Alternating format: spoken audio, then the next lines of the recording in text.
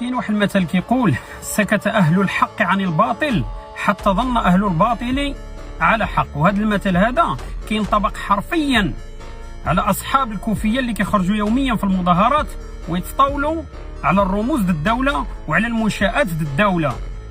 هاد العملاء، هاد مثلث الشر اللي كتمثلوا قطر، إيران، الجزائر، هادو باغين يسقطوا النظام. هذا هو الهدف ديالهم الحقيقي، ماشي الهدف ديالهم غزة ولا فلسطين. وكان الهدف ديالهم يحرروا فلسطين بحال اللي كيقولوا، فاحنا معاهم ومستعدين نوقفوا معاهم. احنا مستعدين نمشيو نشريو لهم بيي الطيار ونديوهم حتى المطار ونركبوهم في الطيار ونوريوهم في الخريطه فين جات فلسطين ويمشيو يحرروها. ولكن باش يبقاو يستهدفوا المنشآت الدولة ويتطاولوا على المستشار الملك أندريا زولاي ويتطاولوا على الملك شخصيا، هذه وقاحة ما يمكنش نسكتوا عليها.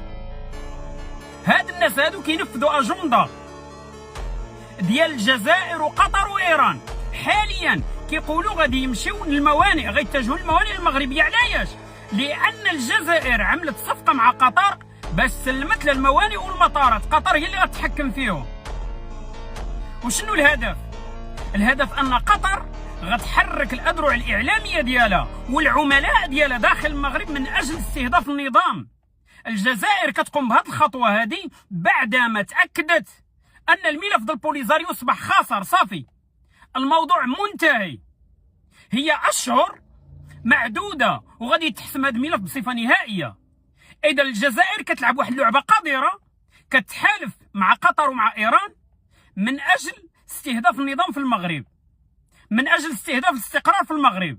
هذا هو الأسلوب الخبيث اللي مشات له الجزائر، وللأسف العملاء ديالها في الداخل كيقوموا بهذا الدور على أكمل وجه. وهذا الشيء هذا ما يمكنش نسكتوا عليه وما خصناش نبقاو ساكتين عليه.